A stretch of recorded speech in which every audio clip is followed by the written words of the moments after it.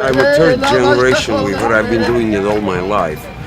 I know the inside out of this craft. Folks, please come forward and feel the silk. For example, we say glkhin ynkav fell on its head or fell on her head. Well, this tradition is when a weaver, a young weaver, decides to do her first weaving all by herself.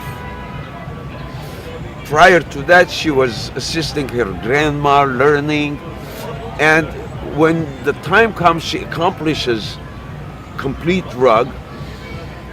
Her father usually will be cutting the foundation, the remains of the foundation, which are the tassels, the fringes, and that rug from the upper part would fall and cover her head and her face.